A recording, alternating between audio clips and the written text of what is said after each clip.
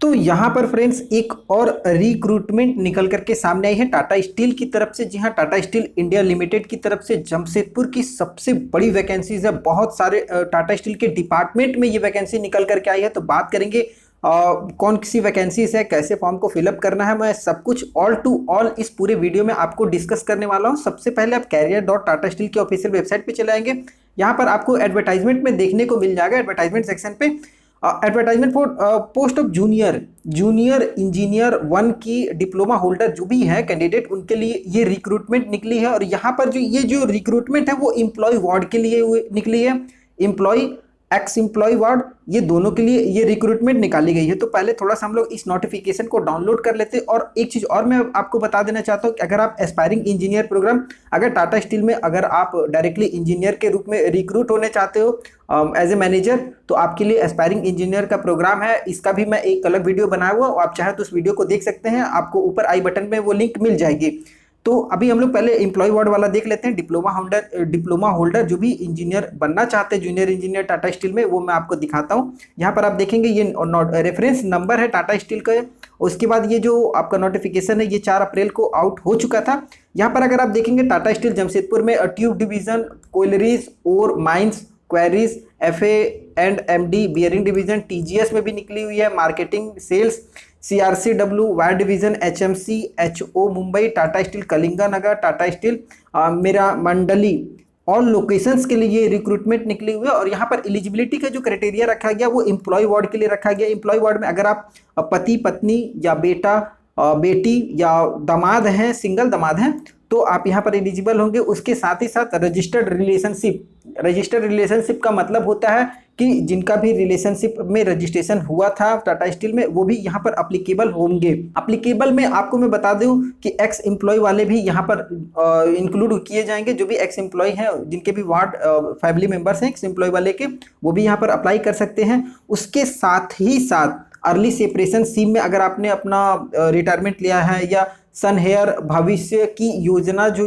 थी टाटा स्टील की, उसमें भी अगर आप में आते हैं तो वो भी आप एलिजिबल हैं। एम्प्लॉय फैमिली बेनिफिट स्कीम जो थी उसमें भी अगर आप हैं तो भी एलिजिबल हैं। फैमिली प्रोटेक्शन स्कीम जो थी उसमें अगर आपने अपना काम छोड़ा है तो भी आप एलिजिबल हैं। उसके साथ ही साथ फैमिली बेनिफिट स्कीम थी, मेडिकल सेपरेशन स्कीम थी, फैमिली सपोर्ट स्कीम थी। ये सब अगर आप एलिजिबिलिटी हैं, अगर इस कोई भी कैटेगरी में आप आते हैं, तो आपकी वार्ड फैमिली मेंबर में जो भी सदस्य जिनका भी रजिस्टर्ड रिलेशनशिप है वो यहाँ पर अप्लाई कर सकते हैं। एक चीज यहाँ पर और ध्यान दीजिएगा, टाटा स्टील के जो भी अभी परमानेंट एम्प्लॉय है वो यहाँ पर एलिजिबल नहीं होंगे। एजुकेशन की बात करेंगे तो एजुकेशन आपका 3 इयर्स का डिप्लोमा होना चाहिए। ट्रेड की बात करेंगे तो electrical, electronics, mechatronics, instrumentation, civil engineering, अगर आपने इस किसी भी ट्रेड से अपना 3 इयर्स का डिप्लोमा कंप्लीट किया हुआ, अगर आप RD टाटा टेक्निकल इंस्टीट्यूट से भी अगर आपने अपना डिप्लोमा कंप्लीट किया हुआ है तो भी आप यहाँ पर एलिजिबल होंगे। उसके साथ ही साथ मैं आपको बता देना चाहता हूँ कि अगर आपने डिस्टेंस लर्निंग या पार्ट टाइम ऐसा कोई कोर्स किया हुआ है डिप्लोमा से रिलेटेड, तो आप यहाँ पर एलिजिबल नहीं होंगे। यहाँ पर एक चीज और ध्यान देना है, मैंडेटरी एक्सपीरियंस मांगा गया। 3 साल का आपके पास वर्क एक्सपीरियंस होना चाहिए। 1 अप्रैल 2022 तक आप 3 साल पूरा कर चुके हो आफ्टर डिप्लोमा के बाद का होना चाहिए। ये नहीं कि आप डिप्लोमा से पहले कोई वर्क किए थे वो यहाँ पर नेग्लिजिबल माना जाएगा, उसको वैल्यू नहीं दिया जाएगा। मार्क्स की बात करेंगे तो 50% मार्क्स आपका डिप्लोमा में होना चाहिए। एज की बात करेंगे तो 1 अप्रैल 1987, जी हाँ 1987 से लेकर के 2004 के बीच में अगर आपका डेट ऑफ बर्थ है तो यहाँ पर आप एलिजिबल होंगे। आपको पेमेंट की बात करेंगे तो बेसिक पे आपको 23,495 रुपये पर मंथ यहाँ पर आपको दिया जाएगा। तो ये चीज़ आप यहाँ पर देख सकते हैं। आपका जो ग्रेड पे है यहाँ पर आपको सब कुछ दिया हुआ है पर मंथ के हिसाब से। आप जूनियर इंजीनियर 1 के पोस्ट पर यहाँ पर एलिजिबल होंगे, अप्लाई करेंगे, उसके लिए आपका सिलेक्शन होने वाला है।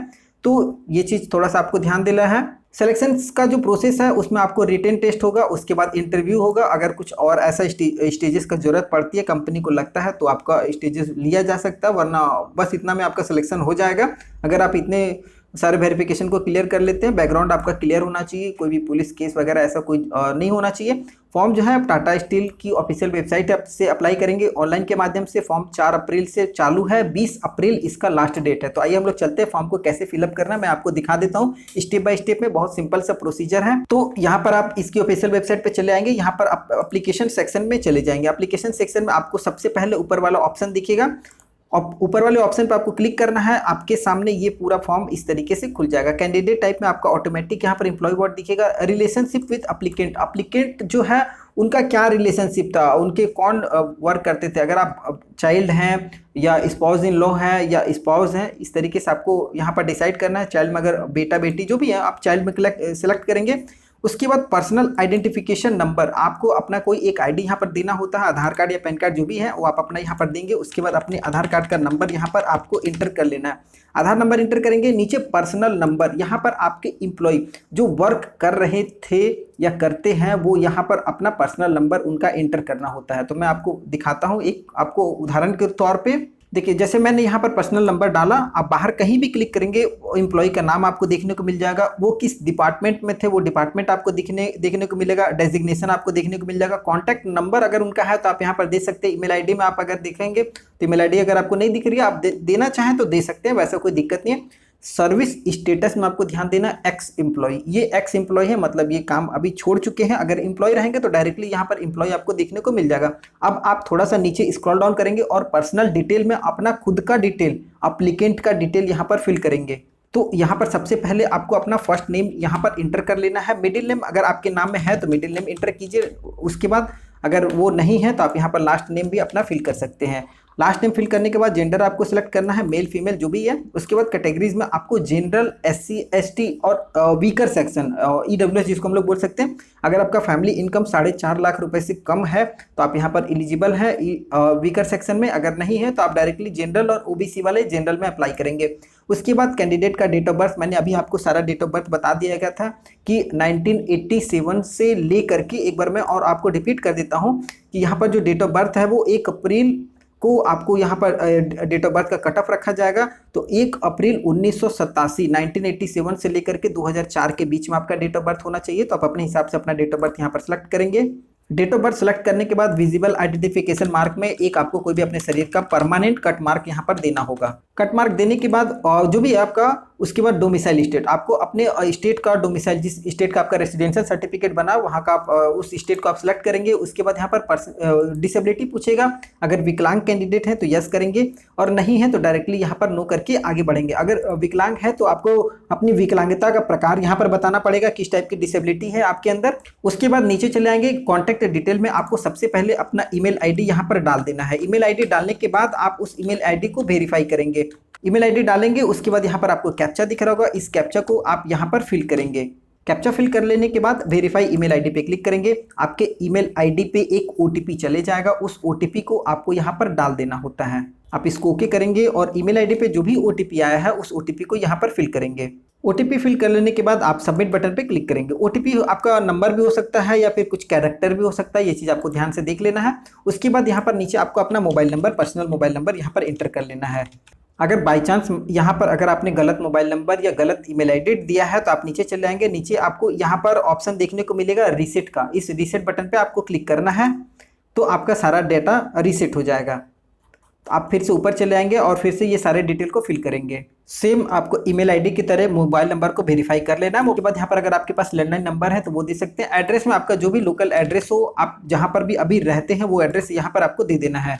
उसके बाद अगर आपका ये लोकल एड्रेस और परमानेंट एड्रेस दोनों सेम है तो आप इस चेकबॉक्स पे क्लिक करेंगे और आपका सेम एड्रेस यहाँ पर फिल हो जाएगा। नीचे आप चलेंगे आएंगे, एकेडमिक क्वालिफिकेशन में आपको ध्यान से देखना है। पहले आपको मैट्रिक का स्कूल का नाम यहाँ पर आपको देना होगा, जिस बोर्ड से भी आपने अपना मैट्रिकुलेशन दिया हुआ है। अगर CBSE है तो CBSE, स्टेट बोर्ड है तो स्टेट बोर्ड का नाम, ICSE बोर्ड है तो ICSE बोर्ड अपना सेलेक्ट करेंगे। उसके बाद किस ईयर आपने अपना मैट्रिकुलेशन पास आउट किया है उस ईयर को आप यहाँ पर सेलेक्ट करेंगे। सेलेक्ट करने के बाद आप अपने परसेंटेज को यहाँ पर मेंशन करेंगे, डाल देंगे। उसके बाद आपका इंटरमीडिएट अगर है तो आप यहाँ पर दे सकते हैं, नहीं है अगर आपने डायरेक्टली क्लास 10th के बाद अपना 12th डिप्लोमा किया हुआ है तो आप यहाँ पर डायरेक्टली डिप्लोमा देंगे। अगर कोई इंटरमीडिएट करके डिप्लोमा में गए हैं तो आप यहाँ पर इंटरमीडिएट का अपना डिटेल दे देंगे। टेक्निकल क्वालिफिकेशन में आप नीचे चले आएंगे, यहाँ पर आपको सिलेक्ट करना होगा डिप्लोमा या BTech। तो यहाँ पर दोनों को ऑप्शन दिया जा रहा है, लेकिन जबकि आपको नोटिफिकेशन में केवल डिप्लोमा वाले को बताया गया था। तो अगर आपका डिप्लोमा है तो डिप्लोमा को सिलेक्ट करेंगे। कॉलेज का नाम यहाँ पर आपको दे देंगे। उसके बाद यहाँ पर जो भी बोर्ड है, बोर्ड का नाम आप अपना यहाँ पर यूनिवर्सिटी का नाम या अपने कॉलेज का बोर्ड का नाम आप यहाँ पर फिल करेंगे। उसके बाद ब्रांच में आप जिस ट्रेड से आपने अपना डिप्लोमा कंप्लीट किया हुआ था उस ट्रेड को सेलेक्ट करेंगे। तो यहाँ पर आपको मैं बता दूं इलेक्ट्रिकल इलेक्ट्रॉनिक इंस्ट्रूमेंटेशन वाले को यहाँ पर एलिजिबिलिटी दी गई है। तो आप यहाँ पर अपने हिसाब से अपना ट्रेड सेलेक्ट करेंगे। उसके बाद ईयर ऑफ पासिंग में आपने अपना डिप्लोमा का पास आउट किया हुआ उस ईयर को सिलेक्ट करेंगे। उसके बाद परसेंटेज में यहाँ पर आपसे पूछेगा किस टाइप का आपका मार्क्स था, परसेंटेज में था या CGPA में था। अगर परसेंटेज में है तो परसेंटेज को सिलेक्ट करेंगे। उसके बाद जैसे यहाँ पर ऑटोमेटिक आपको मैक्सिमम मार्क्स 100 का होता है, 100 में आपका कितना % मार्क्स बना है आपका। तो जैसे अगर 75% है तो यहाँ पर आप 75 लिख देंगे 100 में, आउट ऑफ 100।